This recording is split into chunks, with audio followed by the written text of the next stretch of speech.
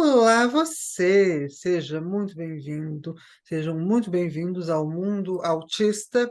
E hoje, 12 de junho, é o Dia dos Namorados, que é, nossa, uma data muito interessante, muito importante para muita gente, porque o amor, na verdade, ele nos faz construir coisas novas, nos faz ter uma sensação tão gostosa. E por falar em sensação gostosa e por falar em amor, tem um casal aqui que eu amo, a Melissa e o Aníbal. Tudo bem, Melissa, Aníbal? Oi, Olá, tudo bem? tudo bem? Ai, gente, eles são muito fofos, estão vendo, né? E há um tempo atrás eu os entrevistei para um podcast que eu fui uma das apresentadoras sobre autismo e relacionamentos amorosos. Eles foram um casal que já apareceu numa posição meio de destaque, assim, falando sobre as vivências deles. Na época a gente tinha a questão do Aníbal com o diagnóstico de autismo, a Melissa estava naquela coisa, será que é, será que não é? Mas assim, foi uma experiência tão gostosa e o que eu senti, depois a gente se encontrou pessoalmente, até em eventos relacionados ao veganismo, que é algo que também eu vou querer abordar aqui hoje, que eu fiquei tipo assim, gente, as pessoas precisam conhecer a história desses dois, porque eles são muito fofos juntos, acho que vocês estão percebendo isso. Eles têm uma Obrigada. energia Obrigado. gostosa que realmente faz a gente perceber que autistas amam sim, a gente pode amar, se apaixonar e ter uma vida bem gostosa junto. Primeiro, para a gente iniciar esse bate-papo, eu queria, Aníbal, Melissa, que vocês me contassem, nos contassem aqui para os espectadores do Mundo Autista, para todos os nossos seguidores, como vocês se conheceram e como foi também o diagnóstico de vocês, se uma coisa tem a ver com a outra, se não, enfim, eu queria conhecer, queria que as pessoas conhecessem um pouco mais sobre vocês. Quer começar, amor? Pode falar. Bom, é, o meu diagnóstico foi após os 30. Por quê, né? Na minha infância, eu noto que não tinham muitos diagnósticos de autismo leve. E sim, eu era diferente na infância, não sei explicar exatamente como, mas uma profissional da educação pediu para minha mãe me encaminhar para um neuropsicólogo, né? E fez um relatório e todos os meus comportamentos estranhos, né, eram advindos de altas habilidades, né? E ficou assim a vida inteira. Mas mais para frente, né, quando eu comecei a atuar mais profissionalmente, a dar aula e tal, eu estava muito sobrecarregado. Hoje eu voltei a dar aula de arte, uma coisa que eu gosto de fazer, mas é assim, é engraçado porque ao mesmo tempo que eu adoro fazer, é uma coisa que também acaba comigo. Tipo, eu termino um dia de aula e ontem mesmo eu tive que falar muito alto, né? Eu tô com a voz meio ruim, mas tá tranquilo para falar, né? E é um pouco disso, eu gosto de fazer isso. Mas nessa época, eu pensei assim, eu vou ter uma segunda opção para dar aula. Aí um professor falou comigo, às vezes você faz aí educação especial, né? Que agora tem voga, que todas as escolas estão tendo professor de apoio. Eu falei, é legal, é uma coisa que eu vou gostar de fazer. E no meu estágio em educação especial, foi numa escola especial em Belo Horizonte, no Naera, e as diretoras me chamaram, né, e me disseram que achavam, né, que eu tinha características, né, o nome ainda era Síndrome de Asperger, né, e me sugeriram investigar. Eu achei estranho, falei, gente, mas será? Aí eu desengavetei, né, esse relatório de infância. Quando eu li o negócio, não tem a palavra autismo escrita. Mas quando você lê, você fala, gente, eles estão relatando sobre uma criança autista, né? Isso aqui é uma criança autista. Isso é muito comum, Aníbal, não é tão incomum, não. Assim, a gente. Naquela época a gente não sabia identificar também, mas que, tipo, sempre foi e que sempre será, está muito claro. É muito comum os adultos se descobrirem dessa forma. Então, estava eu em crise, né? Eu estava dando aula de óculos escuros, usando espuminha no ouvido. Eu estava em crise, né? Não desconhecia qualquer tratamento. E aí eu fui numa psiquiatra, expliquei, falei, eu tô assim, não estou conseguindo tirar esse óculos, nem em ambiente fechado. Tipo, eu tô agora, seria impossível estar sem óculos aqui. E levei meu relatório de infância.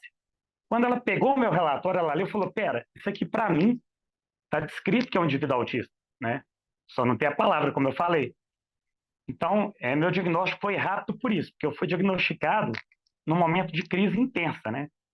Foi ao contrário, meu processo foi ao contrário. Depois é que eu busquei uma psicóloga e comecei uma terapia. Mas eu fui diagnosticado num momento de crise intensa, que eu estava, assim, sinceramente, para desistir da carreira. Falei, aula de arte não consigo dar. Eu adoro, mas, né? Eu estava já E indo para esse vocês ação não se especial. conheciam nessa época ainda? Não. Ainda não nos conhecíamos, né? Ah, É, entendi, porque aí que a coisa fica boa. É. porque aí eu comecei também, né? Isso aí tem a ver mais para frente, que nós vamos contar. Mas aí eu comecei a estudar o autismo, me interessar pelo autismo, né? E vamos então chegar onde eu e a Melissa nos conhecemos, né? Eu estava solteiro e é uma coisa que eu costumo falar, né? Que o autista eu sinto assim, pelo menos nos casos de autismo leve, né, eu sinto que a nossa cognição ela é voltada para uma certa lógica. Pode não ser uma lógica comum, mas a gente tem uma lógica linear. Então Exatamente. eu fiquei pensando, falei, gente, eu sou vegano há muitos anos, né? Se eu inventar de me relacionar com uma pessoa que não tenha essa, vamos dizer assim, afinco com esse movimento forte, o que vai acontecer? Vamos supor que seja uma pessoa vegetariana, muito legal, ela vai sentar comigo na mesa, bem legal, ela não vai comer carne, ok, tudo bem. Mas e o dia que eu falar com ela e falar, olha, esse fim de semana eu vou estar ali participando de algum ativismo. É a hora que normalmente essa pessoa vira para você e falar, besteira, vamos na festa, vamos fazer isso, ou vamos fazer aquilo, né? Então eu As queria pessoas essa nunca entendem compreensão. essa questão do veganismo, amigo, nunca. Porque, assim, a gente é uma coisa séria, é um ativismo muito bem fundamentado, a gente faz bem para a gente e para o ambiente, mas as pessoas, parece assim, que você faz alguma coisa sai diferente, a culpa sempre vai ser do veganismo. Tipo assim, você, sei lá, tu fiquei gripada. Ah, é porque você virou vegano e não tá comendo alguma coisa disso. As pessoas sempre, elas não buscam entender com profundidade a situação. E realmente, não é porque elas sejam ruins, assim, mas é porque elas não têm essa vivência e é algo que foge ao que elas são acostumadas, ao que elas conhecem. Então elas têm Sim. medo, talvez. E eu noto também que o ativismo, as pessoas não entendem, porque elas normalmente perguntam algo tipo assim: ah, mas o que você ganha com isso? Eles estão te pagando? Eu falo, gente, Ai, gente. já escutei várias vezes, tá? Falei, gente, isso é uma coisa que eu faço porque eu acredito no mundo melhor, né? Que eu posso, talvez, é aquela gotinha de água, né? Que vai juntar ali no oceano. É pouca coisa, mas eu fazendo a minha parte, e, vamos dizer assim, estimulando outras pessoas a fazer o mesmo, né? É isso que vai mudar, e não eu. Mas as pessoas não entendem, elas só pensam Questões monetárias. monetária em termos de ganho imediato, Ah, né? Então, esse é um problema, né? Assim, ah. não só no ativismo vegano, mas no ativismo Modo em geral. relação à neurodiversidade também, né? As pessoas, sim, já fui julgado dessa forma, é até ruim de falar, mas tipo, ah, você nunca falou disso, agora você está falando de autismo para aparecer. Sério, por que eu ia querer aparecer com, com, com algo que consta, né, até como uma deficiência? Por que eu vou querer aparecer É com isso? algo que a sociedade não vê como positivo, né? Eu vou aparecer Pois com uma é, coisa que só vai me trazer, na leitura social preconceituosa, uma dificuldade, um problema. A gente descobre com o tempo que o autismo é muito mais do que isso, é uma diversidade, é uma maneira diferente de você processar uma neurodiversidade, um grupo sim. social que a gente se encontra. Mas até chegar aí, no senso comum a gente sofre muito. Então, realmente não dá para falar, ah, fulano banalizou o autismo, apareceu porque está na moda. Não, não acredito nisso. Acho isso cruel até com pessoas que sofreram e que buscaram se entender e se conhecer, né? Porque o seu autismo, né, vamos dizer assim, a gente descobriu depois. Sim, Então sim. eu ia pegar essa linearidade e colocar onde que eu cheguei na velhice. Ah, boa. Estava Quero saber. solteiro, com diagnóstico, saindo de uma crise, período de pandemia, então saía uma coisa que não era nem interessante, nem recomendável, né? Então eu fiquei pensando, falei assim, se for sair com uma pessoa, uma coisa assim, ok, eu não quero ir para festa, balada, coisa assim, né? Não tava nem tendo, mas tinha uma outra ali proibida que estava acontecendo, né? E aí eu vi na internet propaganda de um aplicativo de encontros para veganos e vegetarianos. E, gente, isso aí tá interessante. Gente, eu quero descobrir isso depois também. É o Vegli. É o Vegli. Ah, não conhecia, que bacana. Eles convidaram a gente para participar de uma entrevista com outros casais veganos e postaram no site deles sobre como a gente se conheceu pelo aplicativo. Ah, E que eu achei legal. esse aplicativo legal desde o Ele é início, internacional. isso, porque é uma coisa que eu notei que é difícil você ver em aplicativo, é que ele é super inclusivo. Então, por exemplo, não me lembro agora de cabeça, mas ele te dá 3 opções de gênero, tipo masculino, feminino e outro. Porque se Entendi. você não se vê nem no masculino nem no feminino, né? Você tem a opção de colocar que você não é nem masculino nem feminino. Eu falei, gente, esse aplicativo é interessante, é revolucionário, né? É, a gente está E falando também de uma época que isso era 2021, né, com pandemia e tudo, então ele foi precursor, talvez, nisso, né? agora o Tinder talvez tenha, né? Mas na época eu lembro que quem começou a ouvir foi o Vegle, que eu lembro de ter, né? Que eu lembro, né? E Sim. você? Foi isso, né? Foi. E aí eu achei interessante que não era uma coisa muito maçante. Eu falei, não, o meu objetivo é achar uma pessoa vegana que vai dar certo comigo, né? Então ali, depois de conversar com algumas pessoas, né? Eu achei a Mel, achei o perfil dela interessante, né? Mas é bem isso. Mas ela não me respondia. Eu tentei o equivalente super like, tentei tudo, mandei umas 10 mensagens. Aí eu comecei a ficar agoniado, porque eu falei assim, não, se ela falar que ela não quer, tudo bem. Mas eu quero uma resposta, ou É um sim ou parecer, não, né? né? Tipo, alguma Eu coisa.